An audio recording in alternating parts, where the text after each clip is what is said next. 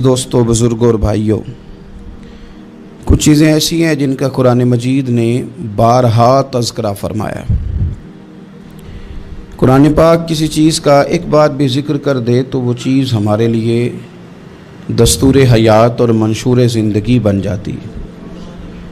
لیکن اگر اللہ تبارک و تعالیٰ کسی چیز کا بار بار تذکرہ فرمائے تو معنی یہ ہے کہ اس کی ہمیں بہت ہی زیادہ ضرورت ہے۔ ان چیزوں میں سے ایک چیز صبر ہے۔ قرآن پاک نے 100 سے زیادہ مرتبہ صبر کا تذکرہ فرمایا۔ اتنی بڑی بات کو سمجھیے گا کہ 100 سے زیادہ مرتبہ قرآن پاک نے تذکرہ کیا ہے صبر کا، اور مختلف انداز میں۔ کہیں فرمایا کہ وَبَشِّرِ الصَّابِرِينَ، اے محبوب صبر کرنے والوں کو خوشخبری سنا دیجیے۔ کہیں فرمایا ان اللہ مع الصابرین، بے شک اللہ صبر کرنے والوں کے ساتھ۔ تو مختلف انداز میں، مختلف طریقوں سے اللہ تعالیٰ نے صبر کا تذکرہ فرمایا۔ سوسائٹی کے اندر، معاشرے کے اندر اور مسلمانوں کے اخلاقی رویوں کے اندر اگر صبر کو داخل کر لیا جائے تو ہم محسوس کریں گے کہ ہماری زندگی نہ صرف یہ کہ آسان ہو گئی ہے بلکہ محبتوں والی ہو گئی ہے، چاہتوں والی ہو گئی ہے۔ ہمارے رشتے ایک دوسرے سے ٹوٹ نہیں رہے بلکہ بننا شروع ہو گئے۔ تھوڑا سا صبر بہت ساری چیزوں کو ٹوٹنے سے بچا لیتا ہے۔ قرآن مجید کی جو آیہ کریمہ میں نے تلاوت کی، یہ سورہ آل عمران کی آخری آیت ہے۔ اللہ تعالیٰ نے فرمایا یا ایھا الذین آمنوا اصبروا وصابروا، اے ایمان والو صبر کرو، صابر بنو۔ اے ایمان والو صبر کرو اور صابر بنو۔ کیا مطلب؟ پہلے صبر کا مطلب یہ ہے کہ اگر تمہیں کوئی ذاتی تکلیف پہنچے تو اس پر صبر کرو۔ وصابروا، اس کا معنی یہ ہے کہ اگر دشمن کے مقابلے میں کسی اور کی طرف سے کوئی تکلیف آئے تو اس پر بھی صبر کرو۔ پھر فرمایا ورابطوا، اور ہمیشہ کمر بستہ رہو، اسلامی سرحدوں کے پہرے دار رہو۔ واتقوا اللہ، اللہ سے ڈرتے رہو۔ لعلکم تفلحون، اس امید پر کہ اللہ تمہیں کامیابی عطا فرما دے، تم فلاح پا جاؤ۔ یا ایھا الذین آمنوا اصبروا وصابروا، اے ایمان والو صبر کرو اور صابر بنو۔ صبر کرو، صابر رہو، یعنی جو ذاتی تکلیف آئے اس پر بھی صبر کرو۔ اور مصابرہ کا معنی سامنے سے آنے والی تکلیف۔ اگر بیماری آ گئی، کوئی پریشانی آ گئی، کہیں کوئی اپنا دنیا سے چلا گیا تو یہ ذاتی تکلیف ہے، اس پر بھی صبر کرنا۔ اور اگر اپنوں نے، بیگانوں نے کوئی تکلیف پہنچا دی، کوئی اذیت دے دی، وہ اذیت کئی صورتوں میں ہو سکتی ہے۔ تانا بھی ایک اذیت ہے، طنز بھی ایک اذیت ہے، کسی شخص کے بارے میں غلط کلمہ کہنا بھی ایک اذیت ہے، اور مقابلے میں کھڑے ہو جانا، لڑائی کرنا، یہ بھی ایک اذیت ہے۔ اس پر بھی صبر کرو۔ ورابطوا، اور اس طرح کرو کہ کمر بستہ رہو، جد و جہد کرتے رہو۔ واتقوا اللہ، اللہ سے ڈرو۔ لعلکم تفلحون، تاکہ تم کامیاب ہو جاؤ۔ صبر جب آپ کرتے ہیں نا اور صبر کا ارادہ کرتے ہیں تو اللہ تعالیٰ صبر کی توفیق بھی عطا فرماتا ہے۔ ہم نے یہ دیکھا ہے کہ ہمارے پاس نعمتوں کی کمی نہیں، ہمارے فریزر خوراک سے بھرے ہوئے ہیں، ہمارے دسترخوانوں پہ انواع و اقسام کی چیزیں چنی ہوئی ہیں، ہماری الماریوں میں کئی ہمارے لباس تیار شدہ لٹکے ہوئے ہیں، ہماری جیبوں میں ہماری ضرورت کا سرمایہ اللہ نے ہمیں دے دیا ہے۔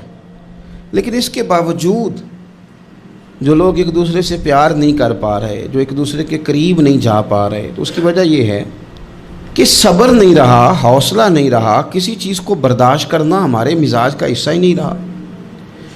اور پھر چونکہ امت مسلمہ نے انقلاب برپا کرنا تھا، دنیا کو پیغام حق دینا تھا، اگر ان کے اندر حوصلہ ہی نہیں ہوگا، اگر انہیں صبر ہی نہیں کرنا آئے گا، استقامت ہی نہیں ہوگی، کہیں رکنا ہی نہیں آئے گا، تو یہ میدانوں کو سر کیسے کریں گے؟ کامیابیاں کیسے ان کا مقدر بنے گی؟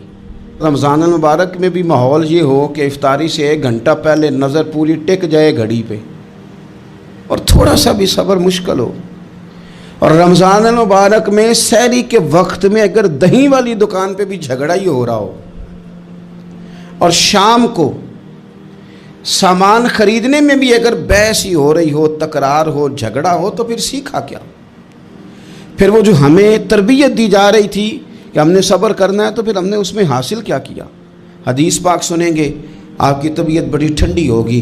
میرے نبی پاک صلی اللہ تعالیٰ علیہ وسلم نے ارشاد فرماتے ہیں کہ جو بندہ سوال سے بچنا چاہے گا، ارادہ کرے گا اللہ میں نے کسی سے نہیں مانگنا، فرمایا جو سوال سے بچنا چاہے گا رب اسے سوال سے بچا لے گا، اور جو لوگوں سے بے نیاز ہونا چاہے گا، کہے گا یا اللہ مجھے دنیا داروں کا محتاج نہ بنا، اپنی بارگاہ سے عطا فرما۔ جو لوگوں سے بے نیاز ہونا چاہے گا اللہ لوگوں سے بے نیاز کر دے گا، اور فرمایا جو صبر کا ارادہ کرے گا اللہ اسے صبر کی توفیق بھی عطا فرما دے گا۔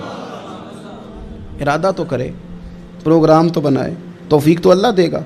جو صبر کا ارادہ کرے گا اللہ صبر کی توفیق بھی عطا کر دے گا۔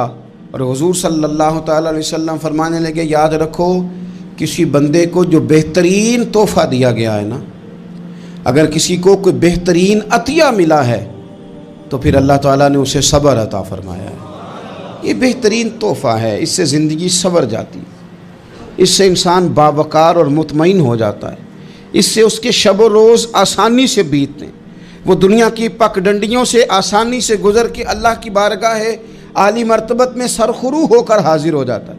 لیکن اگر بے حوصلہ ہو، صبر نہ ہو، پھر نقصان روز بروز بڑھتا ہے۔ اور پھر میرے رسول پاک صلی اللہ تعالیٰ علیہ وسلم ارشاد فرماتے ہیں کہ اصل بات یہ ہے کہ اللہ تعالیٰ نہ کسی بندے کا درجہ بلند کرنے کا ارادہ فرماتا ہے، لیکن اس کے اعمال اس طرح کے نہیں ہوتے کہ اس کا درجہ بلند کیا جائے۔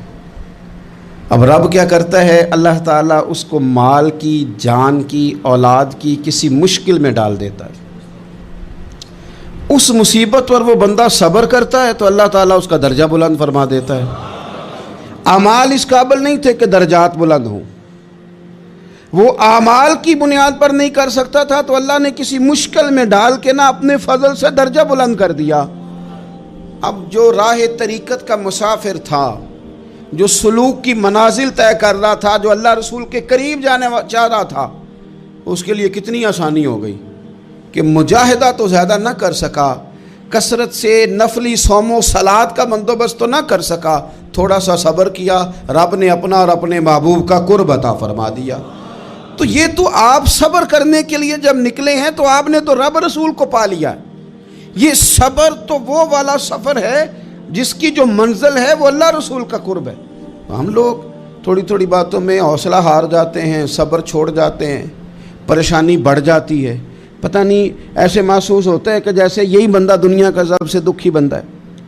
تو ایک تو یہ کہ ذاتی حیثیت سے صبر کرے، ایک یہ کہ پھر دشمن کا جب مقابلہ ہو، آمن نصبرو و صابرو، آپ کا جب مقابلہ سامنے کسی کے ساتھ ہو تو پھر تیر، تلواریں، اسلحہ، بندوقیں یہ نہیں زیادہ لڑتی، میدانوں میں حوصلے لڑتے ہیں، میدانوں میں صبر لڑتا ہے، میدانوں کے اندر توانائیاں لڑتی ہیں۔ میدان کربلا کے اندر کوئی مقابلہ نہیں تھا تیر کا تیر کے ساتھ، تلوار کا تلوار کے ساتھ کوئی مقابلہ نہیں تھا۔ میدان کربلا کے اندر ظلم کا صبر سے مقابلہ تھا۔ فتح کے ڈنکے یزید نے بجائے تھے، جشن ابن زیاد نے منایا تھا، لیکن قیامت تک اللہ نے جو فتح عطا فرمائی ہے تو وہ حسین ابن علی کے صبر کو عطا فرمائی، وہ سیدنا امام علی مقام کے صبر کو ملی۔ عزیز بھائی، صبر ہی ہمیشہ فاتح ہوتا ہے، صبر ہی جیتا کرتا ہے، صبر ہی کامیابیاں دیتا ہے، نتیجے صبر کے نکلتے ہیں، صبر کے حوصلے کے نتیجے ہوتے ہیں۔ ہماری جلد بازی ہمیں شکست خوردہ کر دے گی، ہمارا حوصلہ نہ ہونا ہمیں ہرا دے گا، ہم کمزور پڑ جائیں گے اگر ہم بے حوصلہ ہو جائیں گے۔ سنو، میرے نبی پاک علیہ السلام نے تربیت کی، حضور اپنی امت کو درس دیتے ہیں۔ حضور فرماتے ہیں پہلے تو کوشش ہی نہ کرو کہ تمہاری دشمن سے لڑائی ہو، اس چکر میں ہی نہ پڑو کہ لڑائی ہو، مسلمان امن والے ہیں۔ یہ پرامن لوگ ہیں، یہ امن پسند ہیں، یہ داعی امن ہیں، یہ معاشرے میں مومن ہونا امن کی علامت ہے۔ فرمایا پہلے تو یہ پروگرام ہی نہ بناؤ کہ تمہاری لڑائی ہو، اور فرمایا پھر اگر ہو جائے نا تو پھر صبر کے ساتھ مقابلہ کرو، پھر ڈٹ کے مقابلہ کرو، اور پھر یاد رکھو کہ یہ جو جنت ہے یہ تلواروں کے سائے میں ہے، جنت تلواروں کے سائے میں تمہیں ملے گی۔ پھر ڈٹنا سیکھو۔ پہلے تو بات یہ کہ تم یہ ارادہ ہی نہ کرو لڑائی، اور اگر کبھی ہو جائے وہ لوگوں کو بتاؤ کہ ہیں ہم پرامن لوگ، پر دین کے لیے کھڑا ہونا ہو تو پھر ہم سے زیادہ کسی کو کھڑا بھی نہیں ہونا آتا، پھر ہم سے زیادہ کسی کے پاس طاقت بھی نہیں۔ حضرت مولا علی شیر خدا رضی اللہ تعالیٰ عنہ کے زمانے میں کفر کے ساتھ ایک جنگ ہو رہی تھی، تو کافروں نے نا جاسوس بھیجے کہ یار پتہ تو کرو مسلمانوں کی تیاری کس طرح کی ہے۔ تو جاسوس واپس جا کے کہنے لگا سمجھ کوئی نہیں آئی ان کی، وہ تو راہب قسم کے لوگ ہیں، صوفی قسم کے لوگ ہیں، وہ تو کٹے ہوئے ہیں دنیا سے، مسلوں پہ بیٹھ جاتے ہیں، رات کو تو لگتا ہے دنیا سے تعلق ہی کوئی نہیں، لیکن سویرے اٹھ کے میدان میں تلوار لے کے نکلتے ہیں تو لگتا ہے ان سے بڑا مجاہد ہی کوئی نہیں۔ یہ عجیب لوگ ہیں کہ رات کو مسلح پہ بیٹھے ہیں تو لگتا ہے کٹ گئے دنیا، یہ صوفی لوگ ہیں، درویش ہیں۔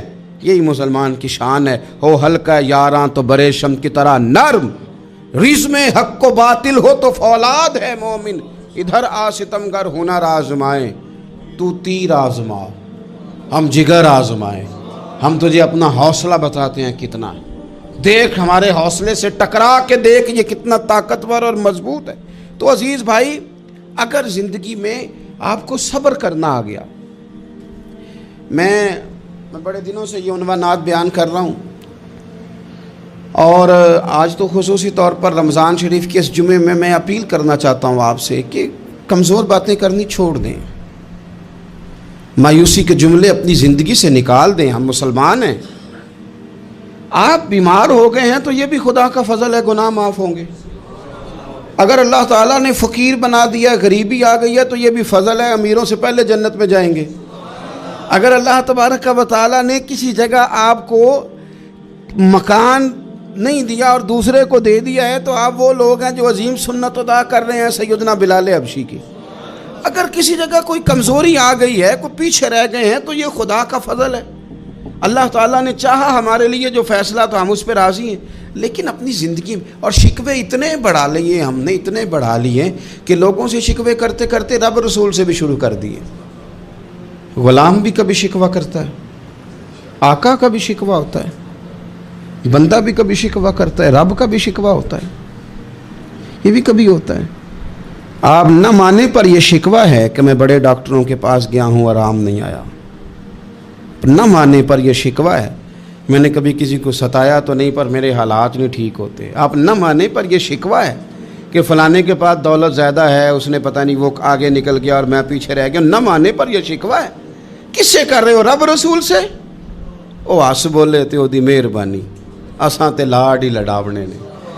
کس سے شکوہ کر رہے ہو؟ خدا کے بندو، غلام غلامی کرتے ہیں، شکوے کرتے ہیں کوئی؟ حضرت ام سلمہ رضی اللہ تعالیٰ عنہ، شوہر کا نام ہے ابو سلمہ، بیٹے کا نام ہے سلمہ، کہتی ہیں میں، میرا شوہر، میرا بیٹا، تینوں، چھوٹا بیٹا میرا، ہم نکلے مکہ مکرمہ سے مدینہ طیبہ جانے کے لیے۔ ایک ہی بیٹا ہے، خاندان جمع ہے، شوہر کی گود میں بیٹا، اونٹ کے پیچھے میں۔ فرماتی ہیں مدینے کی سرحد آ گئی تو میرے میکے والے آ گئے، کہنے لگے ابو سلمہ نہیں لے جانے دیں گے مدینے اپنی بیٹی کو۔ میں نے کہا میں مسلمان ہوں، میں تو اپنے شوہر کے ساتھ مدینے جاؤں گی۔ انہوں نے کہا نہیں جا سکتے، تو نے جانا ہے تو جا، ہماری بیٹی نہیں جائے گی۔ زبردستی مجھ سے انہوں نے مجھے میرے شوہر سے الگ کیا۔ کہتی ہیں پھر میرے شوہر کے قبیلے والے آ گئے، وہ کہنے لگے اگر تم اپنی بیٹی کو نہیں نہ جانے دیتے تو یہ جو ہمارا پوتا ہے یہ ہماری نسل ہے، تمہارا نہیں، اسے ہم نہیں جانے دیں گے۔ وہ بچہ اپنی طرف کھینچتے تھے، میں اپنی طرف کھینچتی تھی، مدینے کی سرحد پہ۔ یہ جھگڑا زمین کے لیے نہیں ہو رہا، مکان کے لیے نہیں ہو رہا، حضور کے مدینے جانے کے لیے ہو رہا، حضور کے مدینے جانے کے لیے ہو رہا، مدینے جانے کے لیے ہو رہا۔ لنگ کئی مہینے تے برس گئے تے تیری دید نو دیدے ہی ترس گئے، انہوں نے بچہ کھینچا، میں نے اپنی طرف کھینچا، میرے بچے کا بازو اتر گیا۔ فرماتی ہیں میرے شوہر مدینے چلے گئے، بیٹا میرا میرے سسرال والے لے گئے، مجھے میکے والے لے گئے۔ آج بھی کچھ سیانے بندے کہتے ہیں اس کو نکال دو اور بچے چھین لو۔ ان کا بھی خیال تھا کہ بیٹا لے جائیں گے نا تو ابو سلمہ بھی مدینے سے واپس آ جائے گا، یہ بھی واپس آ جائے گی۔ اور یار اتنا بڑا بھی ظالم کوئی نہیں ہوگا جو ماں باپ سے بچے جدا کرے۔ فرماتی ہیں کہ وہ لے گئے چھین کے، میں میکے چلی گئی۔ لوگ روٹی کھاتے تھے، میرے حلق سے نہیں گزرتی تھی۔ زمانہ سویا کرتا تھا، میں سو نہیں پاتی تھی۔ بیٹا کہاں، شوہر کہاں، میں کہاں۔ ام سلمہ کتنی دیر تکلیف کاٹی؟ جناب ام سلمہ کہنے لگی لوگوں 1-2 دن نہیں، پورا سال بیت گیا، پورا سال، پر جے سونا ہی میرے دکھ وچ راضی، جے سونا ہی مارو مارو مینو مار مکاؤ، میں کوئی عذر نہ پیش لے آواں، اور جے سونا ہی میرے دکھ وچ راضی، پھر سکھ نو چلے ڈاواں۔ فرمایا سال بیت گیا، لوگ صبح اٹھ کے کام کاج پہ لگ جاتے، کپڑے بدلتے، ڈیوٹیاں کرتے، اور میں سویرے اٹھ کے اس جگہ آ جاتی جہاں میرا شوہر اور میرا بیٹا بچھڑا تھا۔ میں سارا دن روتی، آہوزاری کرتی، حضور کے مدینے کی طرف منہ کر کے میں تڑپتی۔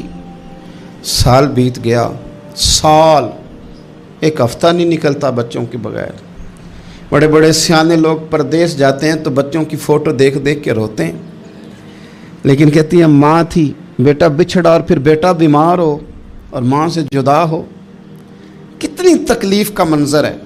آپ فرماتی ہیں کہ 1 سال بیت گیا اور میں نے کسی کی منت نہیں کی، میں نے کوئی شکوہ نہیں کیا، اس لیے کہ جس حال میں رب و رسول رکھیں۔ یہ حوصلہ، یہ صبر، یہ توانائی 1 سال کے بعد میرے چچا کا بیٹا میرے پاس سے گزرا، تڑپتے دیکھ کر کہنے لگا میری بہن تو سارا دن روتی رہتی ہے۔ تو میں نے کہا بھائی تمہیں کیا بتاؤں، اس کا شوہر چلا جائے، بیٹا جدا ہو جائے، وہ کیا کرے گی؟ فرماتے اس نے جا کے میرے باپ سے، اپنے والد سے، میرے خاندان والوں سے کہا اس کی سزا کب ختم ہوگی؟ اس غریبنی کا قصور یہ ہے کہ یہ مدینے والے کا کلمہ پڑھتی ہے، اس کی غلطی یہ ہے کہ یہ مسلمان ہو گئی ہے، دین حق قبول کر لیا ہے، کیوں نہیں تم خیال کرتے؟ کہتے ان کے دل نرم ہوئے، وہ رضامند ہوئے مجھے مدینے جانے پہ۔ پھر اس نے کوشش کی میرے سسرال پیغام بھیجے، کب بس کرو، اور بچہ تو چڑیا کا جدا ہو جائے تو وہ تڑپا کرتی ہے، اور تم نے ایک جیتی جاگتی ماں کا بیٹا جدا کیا ہے۔ وہ بھی نرم ہوئے، رب نے اسباب بنائے، میرا بیٹا مجھے ملا۔ کہنے لگے تو رہ جا، میں نے کہا نہیں، تم مسلمان نہیں ہو، تمہیں پتہ نہیں نا، میں یہاں نہیں رہ سکتی، مجھے مدینے ہی جانا ہے۔ اکیلی اتنا سفر، جنگلوں کا رستہ، پہاڑی رستہ طے کر لو گی؟ میں نے کہا میں کر لوں گی۔ جنوں ویکھ کے ٹھر دیاں اکھیاں نے تو جنوں ویکھ کے ٹھر دا سینہ ہے، ربا تیری ساری خدائی چ ایک کی تے شہر مدینہ ہے۔ کہتی میں اونٹ پہ بیٹھی، بیٹا میں نے گود میں بٹھا لیا، میں سفر کرنے لگی، پر دل میں کھٹکا تھا کہ اتنا لمبا سفر، بیٹا چھوٹا ہے، کیسے کروں گی؟ کہتے مجھے عثمان بن طلحہ مل گئے، کہنے لگے کہاں جا رہی ہو بہن؟ میں نے کہا مدینے۔ کہنے لگے اکیلے جاؤ گی؟ میں نے کہا جانا تو ہے نا، کوئی ساتھ چلے نہ چلے پر شہر رسول تو جانا ہے نا۔ آپ فرماتی ہیں میں نے عثمان بن طلحہ سے نیک بندہ کوئی نہیں دیکھا، میرے اونٹ کی لگام تھام لی۔ جب مجھے اونٹ پہ بٹھاتے تھے نا، اونٹ بٹھا کے چلے جاتے تھے، میں بیٹھ جاتی تھی تو آ کے لگام تھامتے تھے۔ جب کہیں مجھے اتارتے تھے تو اونٹ بٹھا کے چلے جاتے تھے، میں اتر جاتی تھی تو اونٹ کو باندھتے تھے۔ سونا ہوتا تھا تو اونٹ بٹھا دیتے، میں اتر جاتی، وہ دور جا کے لیٹ جاتے۔ فرماتی تھی پھر میرے لیے میرے رب نے اسباب پیدا کیے اور میں مدینہ پہنچی، میں شوہر سے ملی، اور لوگوں میرے نصیب دیکھو، میں رہنے کہاں لگی؟ حضور کے مدینے میں، شہر رسول میں، شہر رہ پائے نظر ہوش میں آ، یہ کوہ نبی ہے، میں حضور کے حرم کی زمین اور قدم رکھ کے چلنا، ارے سر کا موقع ہے او جانے والے، مدینے کے خطے خدا تجھ کو رکھے، غریبوں فقیروں کے ٹھہرانے والے۔ کہتی ہے میں وہاں بسنے لگی۔ آپ فرماتی ہیں مسلمانوں شاید مجھ سے زیادہ تکلیف کسی نے نہ سہی ہو، پر دیکھو 1 سال پورا میں تکلیف میں رہی، اور جب میرا صبر سال کو پہنچا، صبر کی عمر 1 سال ہوئی، تو پھر رب نے بندوبست کیا، پھر میرے گھر والے بھی نرم ہو گئے, سسرال والے بھی نرم ہو گئے, رب نے میرے آنے جانے کے لیے ایک بندے کا بندوبست بھی فرما دیا, پھر میرا شوہر تک بھی میں پہنچ گئی, مجھے مدینہ الرسول بھی نصیب ہوا. 1 سال میں نے صبر کیا تھا, رب نے مجھے مستقل مدینے کا ٹھکانہ عطا فرما دیا. لیکن جو بندہ صبر ہی نہ کر پائے, جو صبر ہی نہ, جو کہ جی بڑی دور سے آیا ہوں, بڑی دیر ہو گئی, بڑا ٹائم ہو گیا, کب جا کے مسئلہ حل ہوگا, وہ جو آپ نے بتایا تھا وہ تعویذ کب اثر کرے گا, وہ دعا کب قبول ہوگی, وہ فلانا معاملہ کب, بھئی یہ ڈیٹ تو آپ کو رب رسول ہی دے سکتے ہیں. بندہ تو کوئی اطلاع ہی دے گا, پیغام ہی دے گا, دعا ہی کرے گا. اگر زندگی میں حوصلہ ہی نہیں ہوگا, اگر آپ کو یہ قرار ہی نہیں آئے گا, ٹھہرنا ہی نہیں آئے گا کسی میدان میں. دیکھیں کچھ ایسی اذیتیں ہوتی ہیں جو اذیت ناک ہوتی ہیں, لیکن اگر غلامی میں آ جائے نا آپ تو وہ اذیت ناک نہیں ہوتی, اس چبھن میں مزہ آنے لگتا ہے. کئی درد بھی مزیدار ہوتے ہیں, کئی درد بھی, کبھی زخم ٹھیک ہونے پہ آ جائے نا تو اسے چھیڑو تو مزہ آتا ہے, اس لیے کہ کچھ درد بھی مزیدار ہوتے ہیں. آتش سے کسی نے کہا تو روتا بڑا ہے, اس نے کہا محبوب کی یاد میں تڑپتا ہوں, ابھی تو ایک دل ہے, میرے تو خواہش تھی کبھی 2 ہوتے نا تو صحیح کر کے تڑپتا. رب نے دل ایک بنایا, کہتا وہ مزہ دیا ہے تڑپ نے کہ میری آرزو ہے یا رب, میرے دونوں پہلوؤں میں دل بے قرار ہوتا. درد میں بھی مزہ ہے, پر شرط یہ ہے کہ لوگ درد میں بھی جینا سیکھیں. ہم نہ آرام میں جینا چاہتے ہیں, پنکھے کے نیچے جینا چاہتے ہیں. کاش کہ ہمیں صحرا میں بھی نیند کا مزہ لینے کا طریقہ آئے, پھر زندگی کے سارے راستے آسان ہیں, پھر اقرار بھی مشکل نہیں. لیکن چونکہ حوصلہ نہیں, صبر نہیں, وہ والا قرار نہیں جو ایک مسلمان سے رب رسول کا مطالبہ ہے. حدیبیہ کے موقع پہ نا نبی پاک صلی اللہ علیہ وسلم نے جو شرطیں کافروں کے ساتھ طے کی تھی نا, حضور نے نور بصیرت سے کی تھی نا, تو انہی شرطوں نے پھر فتح کے باب کھول دیے. ان فتحنا لک فتحا مبینا. ایک شرط یہ تھی کہ اگر کوئی مسلمان مدینے سے مکے آئے گا تو مکے والے واپس نہیں کریں گے, رکھ لیں گے. پھر غور کریں, کوئی مسلمان اگر مدینے سے مکے آئے گا تو مکے والے واپس نہیں کریں گے, اور اگر کوئی بندہ مسلمان اپنے آقا کی مرضی کے بغیر مسلمان ہو جائے اور وہاں سے وہ مدینے آئے گا تو حضور پناہ نہیں دیں گے. تو میرے بھائی, محبوب کی طرف سے آنے والا نہ صرف سوکھ ہی نہیں قبول کرنا چاہیے, دکھ بھی قبول کرنا چاہیے, دکھ بھی قبول کرنا چاہیے. ہمارا یہ مسئلہ ہے کہ ہم نہ میٹھی میٹھی کے قائل ہیں, کڑوی کڑوی کے قائل نہیں. اگر وہ کبھی دکھ دے نا تو محبوب کا دکھ بھی سکھ سمجھ کے قبول کرو. ہاں اس کی طرف سے کانٹا ہے کبھی تو اسے پھول سمجھ کے قبول کرو, وہ چبھے گا نہیں, انشاءاللہ مزہ ہی دے گا, وہ قبول تو کرو نا. تو اب حضرت ابو بصیر رضی اللہ تعالیٰ عنہ ایک صحابی تھے, ایک تو حضرت ابو جندل رضی اللہ تعالیٰ عنہ تھے نا, تو وہ تو حدیبیہ میں آ گئے. حضور مجھے لے جائیں, تو نبی پاک نے فرمایا میں نے وعدہ کر لیا ہے, ان کو بھی حضور نے واپس بھیج دیا. اور یہ بیچارے نا اپنے آقا کی جیل توڑ کے مکے سے بھاگ کے مدینے آئے. یا رسول اللہ مجھے قبول کر لے, میں بھاگ آیا ہوں, وہ بڑا ظلم کرتے ہیں, مارتے ہیں, تکلیف دیتے ہیں. وہ آئے تو ادھر سے نا اس کے مالک نے 1-2 بندے بھی بھیج دیے رکا دے کے کہ یا رسول اللہ آپ کا تو وعدہ تھا کہ آپ بندہ رکھیں گے نہیں. یہ آئے اور رکا بھی آ گیا. اب ذرا منظر کو سمجھیں. ہمارا تو یہ مسئلہ ہے کہ کہتے ہیں کہ میری 99 باتیں مانی ہیں, ایک نہیں مانی, لہذا میرا تعلق ہی کوئی نہیں. لیکن یہاں کیا کیفیت ہے, بندہ رو رہا ہے, تڑپ رہا ہے, حضور میں مار سے بچتا ہوا آیا ہوں, جیل توڑ کے آیا ہوں, مجھے قبول کر لیں. ادھر رکا آ گیا کہ آپ کا وعدہ تھا رکھیں گے نہیں. اب یہ کتنا مشکل مسئلہ ہے. لیکن رسول پاک علیہ الصلاۃ والسلام نے فرمایا ابو بصیر میں نے وعدہ کیا یار تجھے واپس جانا پڑے گا. ہوئے ہوئے ہوئے. لوگ تو کہتے ہیں نا کہ وہ پیر صاحب نے کہا تھا تو میرا کام نہیں ہوا, لہذا میری بیعت ہی گئی, چھٹی ہو گئی. ماحول ہی بڑا عجیب ہے.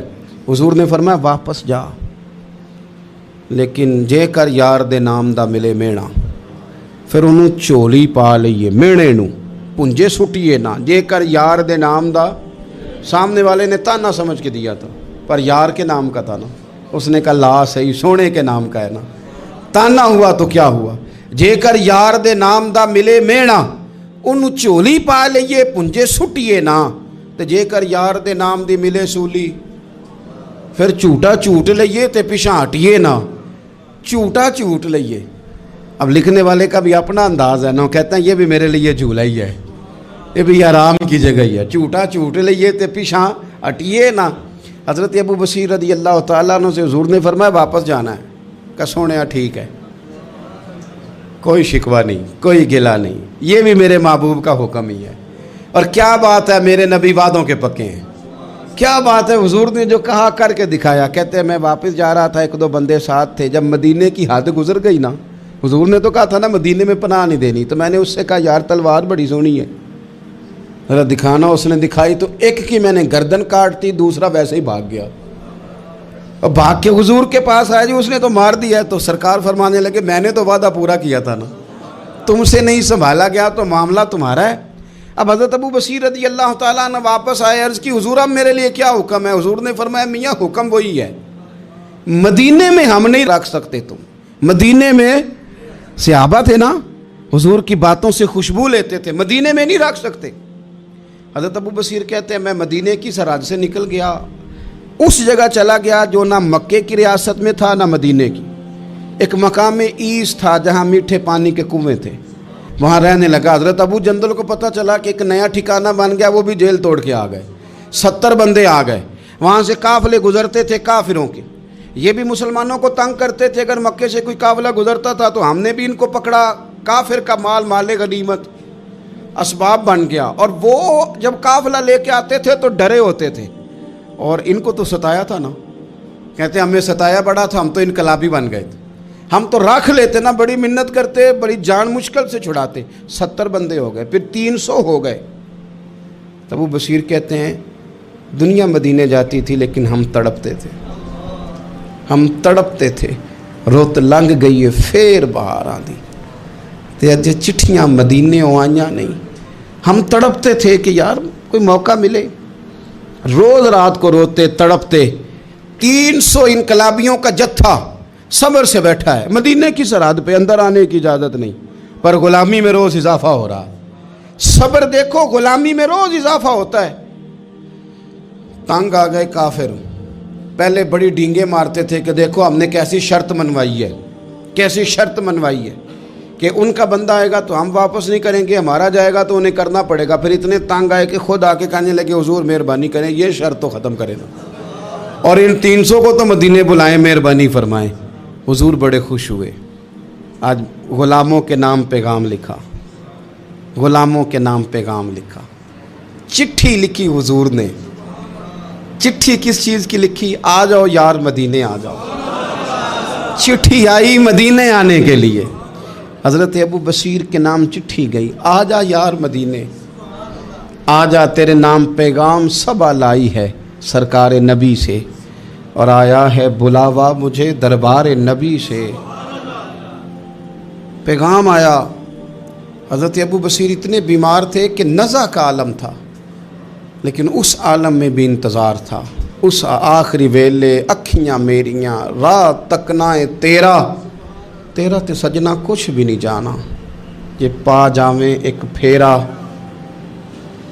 تے سر میرے تے آن کھلوویں تے پھر پردہ رہ جائی میرا، سوکھا نکلے صاحب ظہوری، یہ ویخ لوے مکھ تیرا۔ حضرت ابو بصیر کو نا وہ رکا گیا، حضور کی چٹھی گئی تو یوں چٹھی پڑھی، حضور نے فرمایا آ جا نا، رستہ کھل گیا ہے، تو آ جا، کھل گیا رستہ۔ دعا فرماؤ مدینے کے رستے کھل جائیں، کرو نا یار دعا مدینے کے رستے کھل جائیں۔ کچھ ایسے ہیں جنہوں نے سارے دکھ سنانے ہی مدینے جا کے ہوتے، کچھ لوگ ایسے ہیں جن کے دل اور کلیجے پھٹنے کو آ گئے، دعا کرو رستے کھل جائیں۔ حضور نے فرمایا آ جا تیرا راہ کھل گیا۔ حضرت ابو جندل کہتے ہیں میں سرانے کھڑا تھا، حضرت ابو بصیر کے خط پڑھا، مسکرائے، اشارے سے کہنے لگے کہ دیکھ میرے نبی کا خط ہے، حضور کی چٹھی میرے نام آئی ہے، پڑھنا۔ تو میں نے بھی پڑھی، پہلے روئے پھر کلمہ پڑھا، پھر میرا ہاتھ تھاما، روح ہی پرواز کر گئی ہمیشہ کے لیے، ہمیشہ کے لیے۔ وہ ظاہری جسم کے ساتھ تو مدینے نہ پہنچے، پر قبر میں گئے تو مدینے والے کی زیارت نصیب ہو، قبر میں حضور کی زیارت نصیب ہو گئی۔ قبر میں حضرت ابو جندل کہتا ہے میں نے جنازہ پڑھا اور اسی مقام پہ جہاں انہوں نے انتظار کیا تھا نا، وہ مقام میں انتظار ان کا مزار بنا، مزار کے ساتھ مسجد بنی، مسجد کا نام مسجد ابو بصیر رکھا گیا۔ انہوں نے اس انتظار میں جان دے دی پر صبر کیا، شکوہ نہیں کیا۔ یارو اتنی شکایتیں، اتنے شکوے۔ ایک بات میرا اور کرنے کو دل کر رہا ہے۔ ایک صحابی تھے حضرت عاصم بن ثابت رضی اللہ تعالیٰ عنہ، جنگ احد میں نا حضور کے ہاتھ پہ موت کی بیعت کی، جنگ احد میں بیعت کی، سونیا تیرے نام پہ مرنا، ڈٹ کے لڑے۔ سلافہ بن سعد کے 2 بیٹے بدر میں قتل کیے انہوں نے۔ اس نے قسم کھائی کہ معاذ اللہ میں ان کا سر منگا کے تو ان کی کھوپڑی میں شراب پیوں گی۔ سلافہ بن سعد نے یہ قسم کھائی کہ میرے 2 بیٹے قتل کیے ہیں، میں ان کی کھوپڑی میں شراب پیوں گی معاذ اللہ۔